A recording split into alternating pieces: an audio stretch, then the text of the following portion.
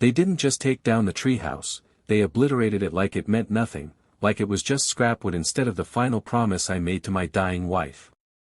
I still remember the crack of those old oak beams snapping and the sound of my 9-year-old daughter Lena screaming in the backyard. 3 guys in navy shirts stamped with the Willow Creek Preserve HOA logo were tearing through it like demolition workers on a schedule, destroying the last birthday gift my wife Chloe ever gave our child. My coffee mug didn't just fall from my hand, it shattered across the tile as something deep and primal snapped inside me. These people had no clue what they had just started, no idea they had crossed a man who spent a decade protecting presidents, a man who had taken shrapnel to keep someone else alive. They had no idea they were dealing with Ethan Vance. We had only moved into Willow Creek a few months after Chloe lost her brutal fight with cancer.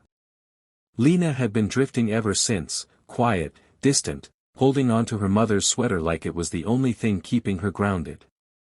The treehouse was supposed to help. Chloe had sketched it out herself in the hospital, her hands shaking, her voice barely there when she made me promise to build it so Lena would have somewhere to escape when she was gone.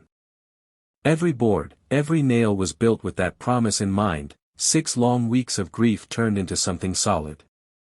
It wasn't just a structure, it was a sanctuary, a piece of her mother that Lena could still climb into.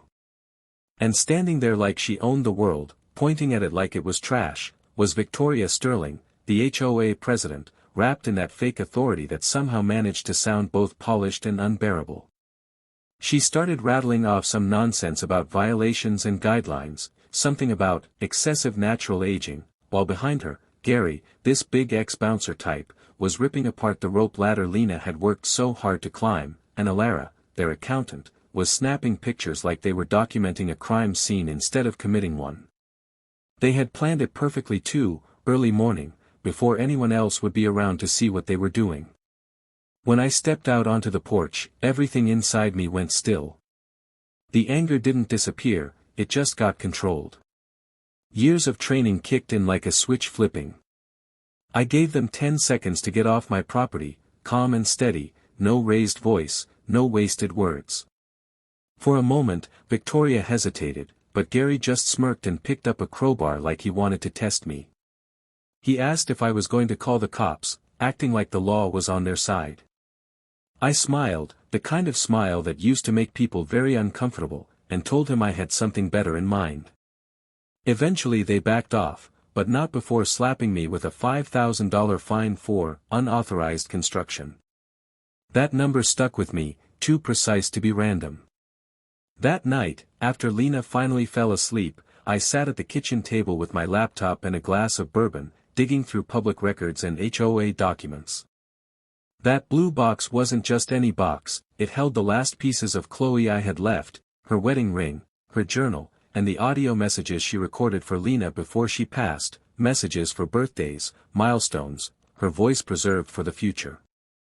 That's when it hit me, this wasn't about property anymore, Victoria was trying to erase Chloe completely. And then she escalated it even further by bringing in the police. Gary showed up with a conveniently timed black eye and filed a report claiming I attacked him. I showed the officers the footage of him trying to break into my garage, but Victoria came prepared with a folder full of statements from her loyal board members, all claiming I had threatened her before. It was just believable enough to muddy the truth. Even as the officers apologized, they still put cuffs on me, and that's when I heard Lena's voice from the stairs, small and shaking, asking if they were taking me away. That look on her face shattered whatever control I had left. I turned toward Gary, but he played his part, stumbling back like I'd done something, and Victoria's expression said everything. They had what they needed. I was taken in, slapped with a temporary restraining order, and then came the real blow. Victoria filed for emergency custody, claiming I was unstable and dangerous. Suddenly I wasn't fighting over a treehouse anymore, I was fighting to keep my daughter. I got bailed out by my old partner Jax, who took one look at everything and just shook his head, saying I'd traded high-level threats for small-town pettiness, but he understood what was really happening. The hearing was set for the next week, barely any time to prepare, and the pressure was suffocating. That blue box wasn't just any box, it held the last pieces of Chloe I had left, her wedding ring, her journal, and the audio messages she recorded for Lena before she passed, messages for birthdays, milestones, her voice preserved for the future. That's when it hit me, this wasn't about property anymore, Victoria was trying to erase Chloe completely. And then she escalated it even further by bringing in the police. Gary showed up with a conveniently timed black eye and filed a report claiming I attacked him. I showed the officers the footage of him trying to break into my garage, but Victoria came prepared with a folder full of statements from her loyal board members, all claiming I had threatened her before. It was just believable enough to muddy the truth. Even as the officers apologized, they still put cuffs on me, and that's when I heard Lena's voice from the stairs, small and shaking, asking if they were taking me away. That look on her face shattered whatever control I had left. I turned toward Gary, but he played his part, stumbling back like I'd done something, and Victoria's expression said everything. They had what they needed. I was taken in, slapped with a temporary restraining order, and then came the real blow. Victoria filed for emergency custody, claiming I was unstable and dangerous. Suddenly I wasn't fighting over a treehouse anymore, I was fighting to keep my daughter. I got bailed out by my old partner Jax, who took one look at everything and just shook his head, saying I'd traded high-level threats for small-town pettiness, but he understood what was really happening. The hearing was set for the next week, barely any time to prepare, and the pressure was suffocating.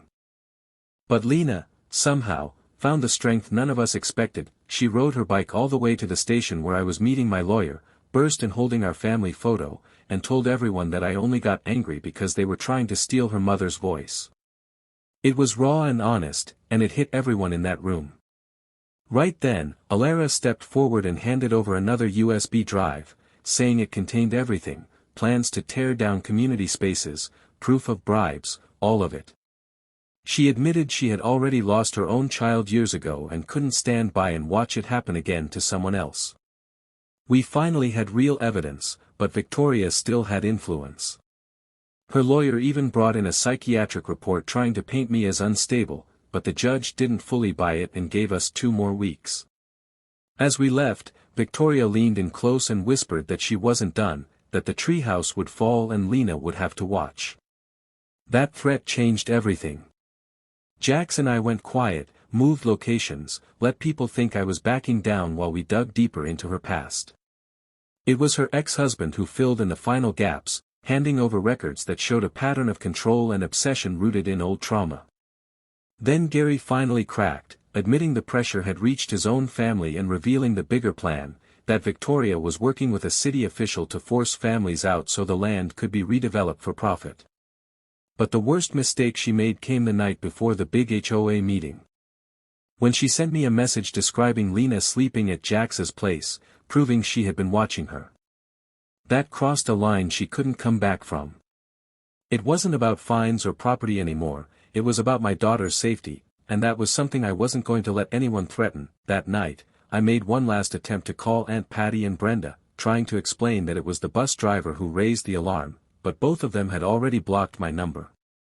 What felt like messy family drama turned into something much bigger a few days later when the child protection caseworker called back for follow-up. That's when she dropped the bombshell.